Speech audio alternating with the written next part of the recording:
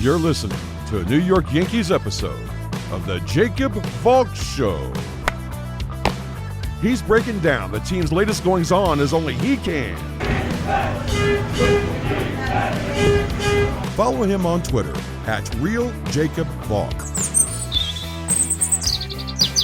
Here he is, Jacob Valk.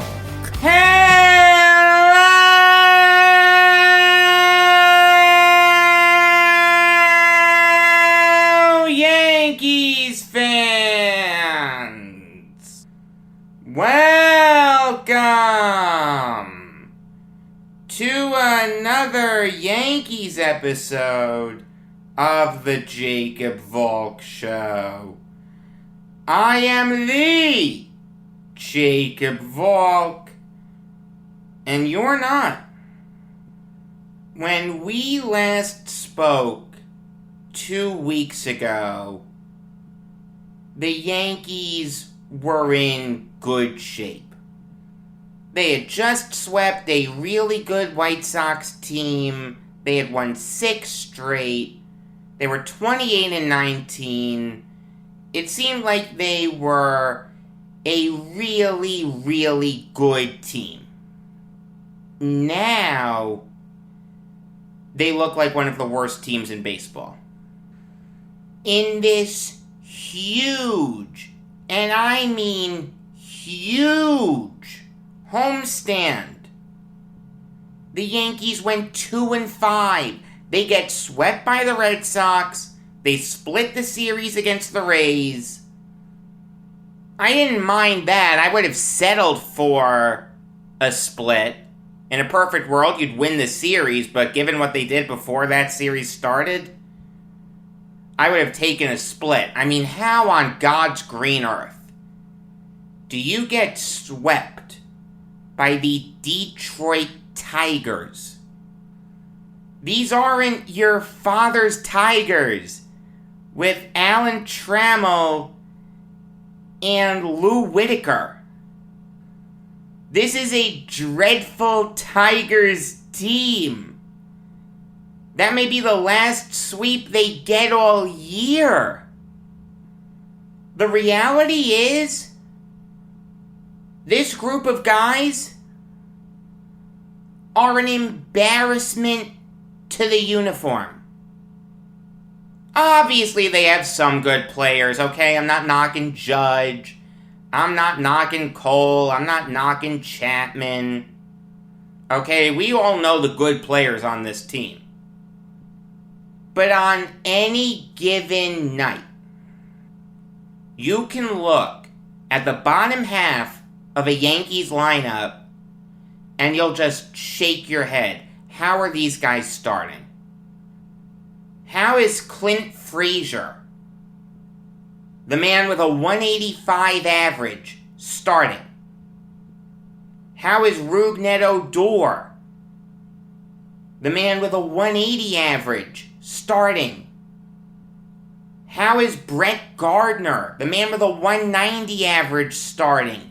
How is Kyle Higashioka, the man with a 184 average, starting? You know it's bad when you're looking at Miguel Andujar as a bright spot. Is Miguel Andujar. Okay, I like Miggy. Good player. I think he has a bright future in this league. But he's hitting .235. In a perfect world, you don't want him starting every day. Maybe if you had a lineup with a bunch of guys who are hitting well, you could put Andujar low in the lineup and you'd let him get back on track. But at this very moment, Miguel Andujar may be the 6th best hitting Yankee they have. In no particular order, you have Judge, Stanton, LeMahieu, Torres, Urshela. I mean, this offense is a joke. Everyone got on Gabe Morales for the missed call last night. And yes, it was a terrible missed call. I don't know how he missed it. Okay, I don't know if he had money on the Red Sox or not. But the people getting riled up about that are getting riled up at the wrong thing. You can get upset at that. That's fine. But get more upset at the fact that this team left 12 guys on base yesterday. Second and third, one out in the bottom of the first. Gittins and Frazier strike out. Bases loaded, one out. Aaron Judge and Gleyber Torres up. Only one guy scores. Get upset at the fact that this team cannot move runners over. Get upset at the fact that when this team needs a big hit, you can bet your bottom dollar that they're not going to get it. You're allowed to be upset at Gabe Morales. Lord knows I am. But all that would have done was load the bases. That's it. And you know what? I can say with a high degree of confidence that Clint Frazier would have made out. Because Clint Frazier is not a good baseball player. People were saying to me after the Tampa series, see, look, Frazier's turning it around. You're going to have to eat some more humble pie. No. No, I don't. Here's the thing, not to belabor the point too much, but to all the Frazier supporters out there, this is what you wanted. You wanted him to have the opportunity to play every day. He's doing that. He's only missed 10 games. So if what you're saying is true, that Clint Frazier can be saved, you'd see it, right? You could look in the box score and see crooked numbers. You don't see crooked numbers. You see a 185 batting average, 5 homers, and 11 RBIs. People said for the longest time if Clint Frazier got an opportunity, he would produce. And you saw it last year. He got an opportunity and he produced. Okay, yes, I'm acknowledging of that. 60-game season. Now, in a real season, we see that Clint Frazier just isn't good. Okay, it was a good try. It should have worked. But you're going to need to live with the fact that the Yankees got Clint Frazier wrong. It wouldn't be the first time Brian Cashman got someone wrong with this team. Aaron Hicks, Rougned Odor, Jay Bruce, Brett Gardner, the catchers. Brian Cashman has done an absolutely terrible job this year. I mean, it's kind of funny. I said this earlier in the year, then the Yankees got hot. Corey Kluber and Jameson Taillon were pitching really well. And people were saying, see, Cashman knows what he's doing. Well, Kluber's now out until August, and Jameson Taillon can't go 6 innings. I like Taillon, I'm not ready to give up on him, but my God, he's got to get deeper into games. Brian Cashman has done a terrible job with this team. And he needs to be held accountable for it. If the losing continues, Cashman's got to go. And Boone can't be that far behind him.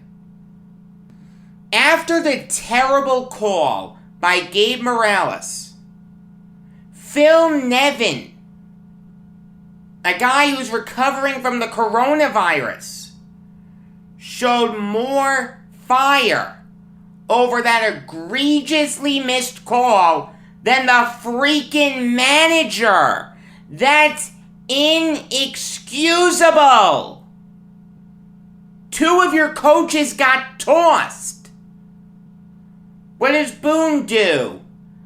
Oh, excuse me, Mr. Morales, I think that was a bad call. See, I think it was outside, but if you don't, that's okay. I mean, we know Boone can be fiery.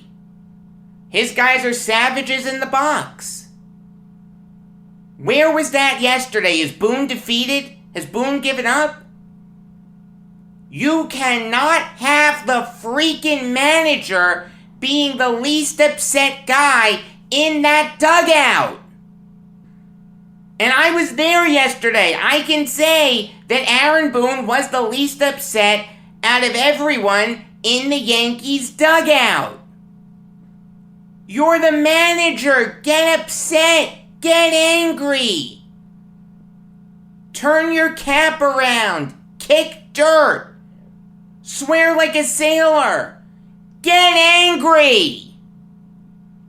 Aaron Boone is just a glorified cheerleader. That's all he is. He's a smart guy, okay? He knows the game. Obviously, he's been around it his whole life. But the reality is, this was destined to fail. You hire a guy with no qualifications to one of the most pressure-packed jobs in this country. Of course it's gonna fail. Yes, the Yankees have made the playoffs. Yes, they've been a good regular season team. But was there ever a year where you said, you know what, Aaron Boone is pushing this team to another level? This team would not be as good as they are if not for Aaron Boone. I never said that. You want to tell me 2019? Truthfully, that was more Cashman. That was more him and his scouts identifying guys who were cast aside and put together good seasons for the Yankees. Guys like Urshela, Tachman, Cameron Maben. You could even throw David Hale in there if you want to. That wasn't Boone. Of course the Yankees are going to be good. They've had incredibly talented players. I mean, my dead grandmother could manage this team and have it play well in the regular season. But once you get to October, you need that manager who's gonna push you to another gear. And Aaron Boone is not that guy. In 18, you lose to the Red Sox. At home. 19, you lose to the freaking Astros.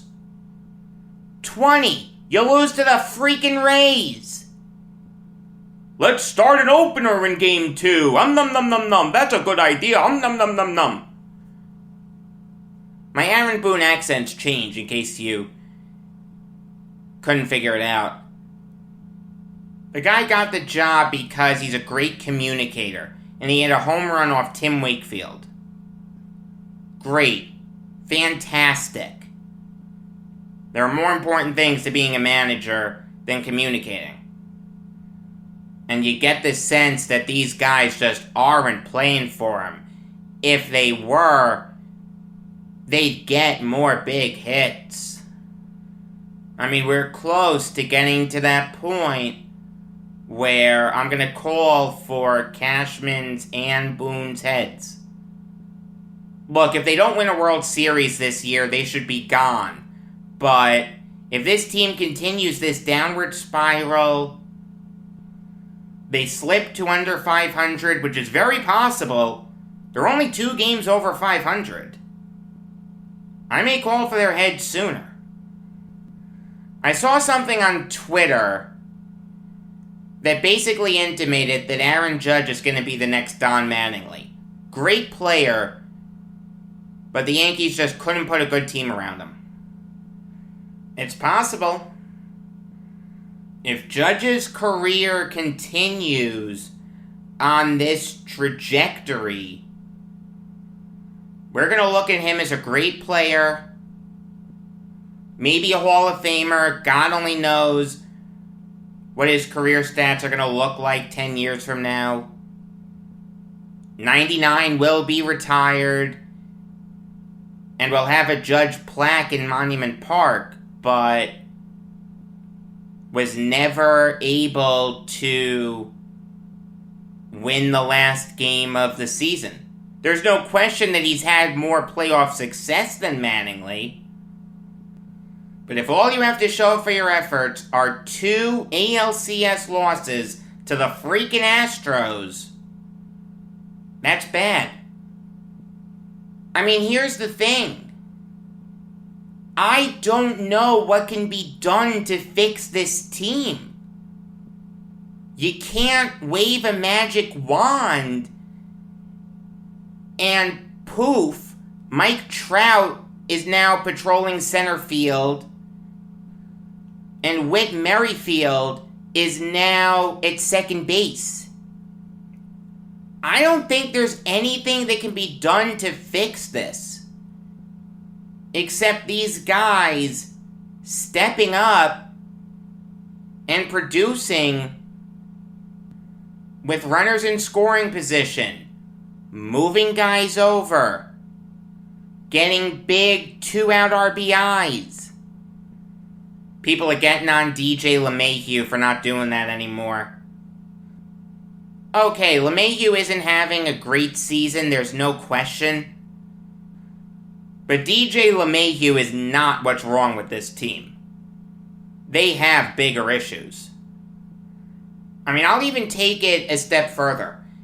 If a good center fielder became available, and a good first or second baseman became available, and a good catcher became available, wouldn't you love JT Realmuto right about now? Oh, man. Is it in the Yankees' best interest to mortgage the future for those guys? I don't know. I really don't know. I mean, if you address those 3 holes, you still need your incumbents to step up. You need LeMahieu to produce a little bit more. You need Torres to produce a little bit more. You need Urshela to produce a little bit more. You need Stanton to produce a little bit more. I don't think there's anything that can be done to turn this team into a playoff contender again, because right now, they don't look like a playoff team, other than these guys producing to the level that we all know they're capable of producing at. And that's on the coaching staff. That's on Boone. That's on Marcus Timms. That's on PJ Pelletier. If they can't get these guys producing, they need to go. It's just that simple. We're nearing the point of no return here. We're not there yet, but realize, we're a little over 2 months into this season. The Yankees have played 60 games. They're only 2 games over 500. They're 4th in the AL East. They're 2.5 games out of a wild card spot. If the Yankees don't right the ship quickly, I'm going to come on this show and call for heads to roll. Yes, you are going to get another show next week. It may be a little later than you're used to. I have somewhere that I need to be in the late afternoon, so I won't start recording the Yankees show until the early evening. If I can get the Yankees show done early, I will, but don't be surprised if the Yankees show is a little later. You will get it, though, I promise. Regular episodes of the Jacob Valk Show come your way every weekday afternoon. Until next time, I am Jacob Valk saying that Gabe Morales called a lot of ball rikes and stry alls.